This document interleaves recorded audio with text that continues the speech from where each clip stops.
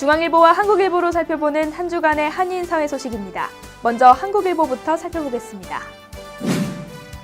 AP통신이 입수한 연방국토안보부 메모에 따르면 도널드 트럼프 행정부가 미국 내 불법 체류자들을 색출하기 위해 10만 명에 달하는 주방위군 투입을 검토하는 것으로 알려졌습니다. 주방위군은 이민관리의 자격을 부여받아 불체자들을 조사하고 체포하는 막강한 권한을 갖게 됩니다. 특히 1110만 명으로 추정되는 불체자들의 절반가량이 이들 11개 주에 거주하고 있는 것으로 추정되고 있어 이번 계획이 실행되면 강제 추방되는 불체자들이 급증하는 등 대혼란이 예상될 것으로 보입니다.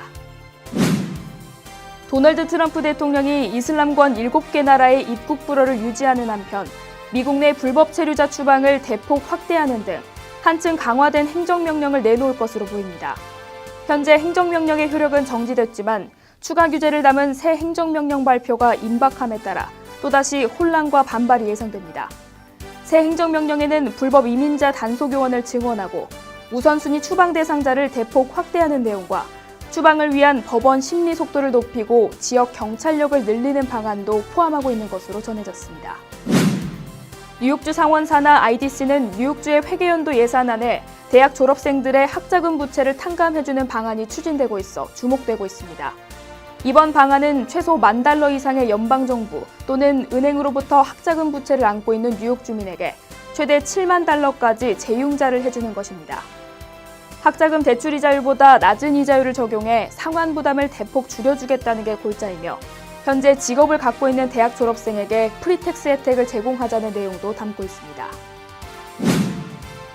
최근 대법원은 재외동포의 국내 거소 신고나 거소 이전 신고에 대해 주민등록과 동일한 법적 효과를 인정한다는 판결을 내렸습니다. 국민의 주거생활 안전을 보장할 목적으로 제정된 법의 대상이 재외동포와 외국인 등으로 확대된 셈입니다.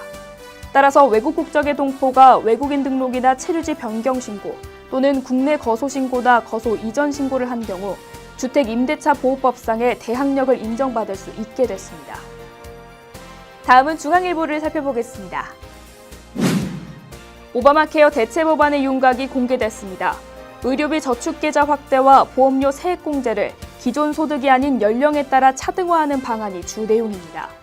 대체 법안은 소득에 상관없이 직장 또는 정부보험에 가입돼 있지 않을 경우 연령과 가구 구성원 수에 따라 세액공제 혜택을 제공하고 있습니다. 공화당 측은 세액공제를 받기 위해 일부러 근로시간을 줄이는 행태를 줄일 뿐 아니라 행정에도 효율적이라고 주장했습니다. 지난해 스쿨존에서 적발된 과속 차량에 대한 티켓 발부 건수가 급증하며 역대 최다를 기록했습니다.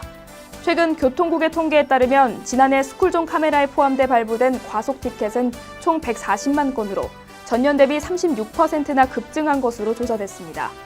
교통국은 과속 단속은 보행자 교통사고 예방을 위한 최우선 과제라며 운전자가 속도를 줄일수록 교통사고는 훨씬 줄어든다고 강조했습니다. 하지만 운전자 옹호 단체들은 시정부의 교통단속이 여전히 실효성이 낮다고 주장하고 있습니다. 이민세관 단속국이 체포한 불법 체류자 대부분은 중범죄 경력이 있는 것으로 나타났습니다. ICE가 공개한 체포 명단에 따르면 뉴욕주 41명을 비롯해서 전국에서 체포돼 추방 절차를 거치고 있는 680여 명의 불체자는 모두 중범죄로 인해 유죄 판결을 받은 기록이 있는 것으로 드러났습니다. 뉴욕 뉴저지 일원을 오가는 콜택시와 우버 서비스에 공항 접근료를 부과하는 방안이 승객에게 부담만 가중시킬 것이라는 우려가 제기되고 있습니다. 이 방안은 승객이 뉴욕 뉴저지 공항에서 콜택시나 우버 등을 예약해 이용할 때마다 $4의 추가 요금을 지불하게 된다는 것입니다.